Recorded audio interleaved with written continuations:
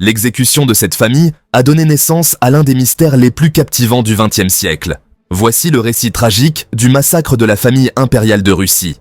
Depuis le XVIIe siècle, l'Empire russe est dirigé par la lignée des Romanov, qui maintient une sorte de monarchie absolue dans laquelle le souverain joue un rôle majeur. Depuis 1894, le trône impérial est occupé par le tsar Nicolas II, lui-même marié avec la tsarine Alexandra, avec laquelle il a 5 enfants, dont 4 filles, Olga, Tatiana, Maria et Anastasia. L'unique fils et héritier du couple, le prince Alexis, est un enfant malade avec une espérance de vie limitée. L'hémophilie du prince est le grand drame de cette famille, qui derrière le faste et les dorures des palais impériaux, masque sa tristesse et son désespoir. Après l'éclatement de la Première Guerre mondiale, le mécontentement contre le régime impérial grandit et débouche sur une révolution en février 1917. Après la victoire des factions républicaines, le tsar abdique de son titre 1 mois plus tard, mettant fin au puissant empire de Russie. Nicolas II est retenu captif avec sa famille en Sibérie, dans la localité de Yekaterinbourg. Entre-temps, une seconde révolution éclate et amène au pouvoir les bolcheviks. Cela déclenche une guerre civile entre les partisans du nouveau régime et ceux du tsar. La présence de la famille impériale devient une menace pour les bolcheviks.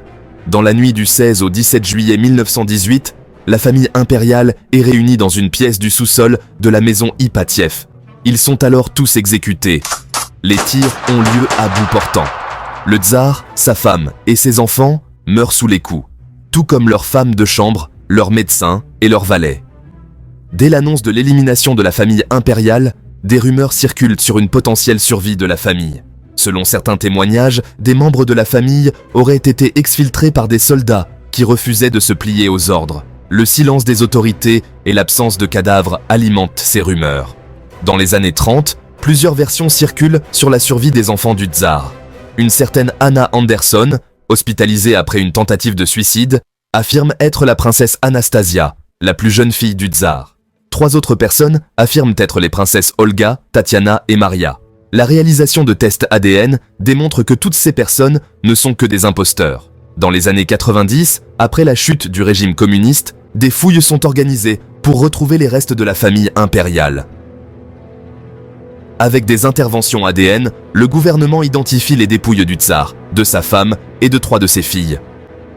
Dans les années 2000, les restes du prince Alexis et de sa sœur Anastasia sont retrouvés et identifiés.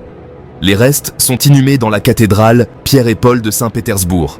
Après 80 années de mystère et de spéculation, la famille impériale repose enfin en paix au milieu des siens.